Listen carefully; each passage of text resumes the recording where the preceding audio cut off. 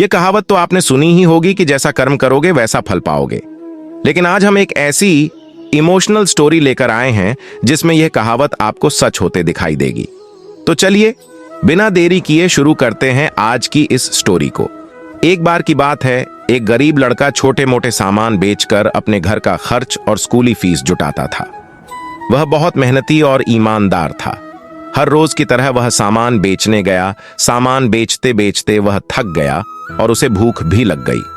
इसलिए उसने सोचा कि अगला जो भी घर आएगा मैं वहां पर सामान के बदले पैसे नहीं बल्कि खाना मांग लूंगा ताकि मेरा पेट भर जाए और मैं अच्छे से काम कर सकूं।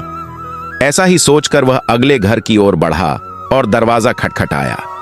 दरवाजा खुला, एक लड़की बाहर आई। यह उसे देखकर कुछ बोल ही नहीं पा रहा था कि उसे सामान के बदले पैसे नहीं बल्कि खाना चाहिए। वह इतना थका हुआ था कि उसके अंदर कुछ भी समझने की क्षमता नहीं थी।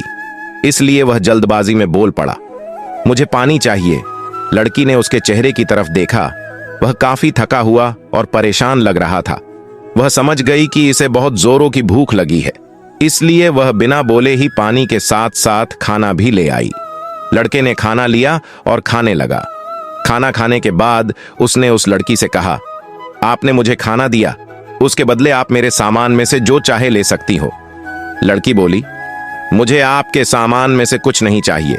मैं आपकी हालात देखकर समझ गई थी कि आप काफी थके हुए और परेशान लग रहे हो, इसलिए मैं आपके लिए पानी के साथ साथ खाना भी ले आई।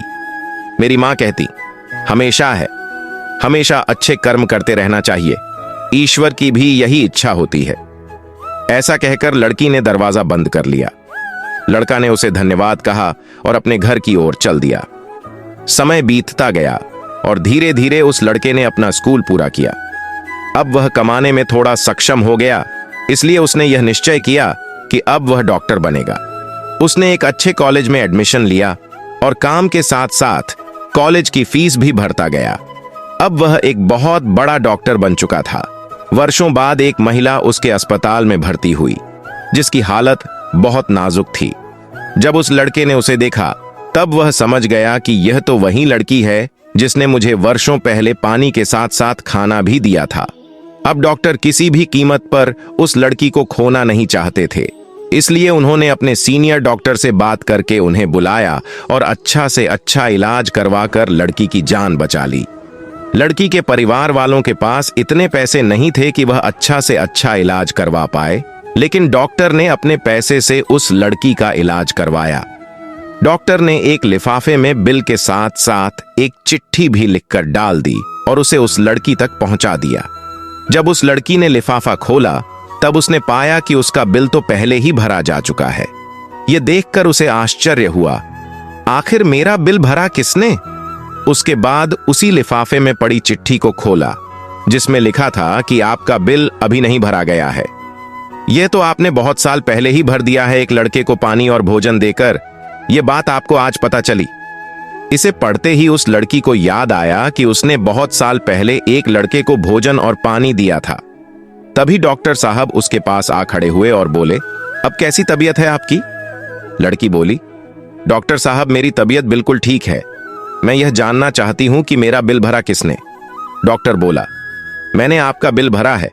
मैं ही वो लड़का हूं जिसे वर्षों पहले आपने पानी और भोजन दिया था। आज मैंने आपके अच्छे कर्मों का फल लौटा दिया। लड़की बोली, आपको देखकर बहुत खुशी हुई कि आपने मेहनत करके इतने बड़े डॉक्टर बन गए। आपका बहुत बहुत धन्यवाद जो आपने मेरे लिए इतना किया। डॉक्टर बोला, मैंने आपके लिए कुछ नहीं किया है। जो आपने किया है वही लौटकर आप तक आया है। आज मेरे अनुभव ने मुझे बता दिया है कि मनुष्य जो करता है वही लौटकर उसके पास आता है। लड़की ने डॉक्टर का धन्यवाद किया और वह अपने घर चली गई। इस कहानी से हमें सीखने को मिलता है कि अच्छे कर्म कभी व्यर्थ नहीं जाते। लड़की का एक छोटा सा काम जिसने उस लड़के की भूख मिटाई थी, आज उसके जीवन का सबसे बड़ा सहारा बन गया।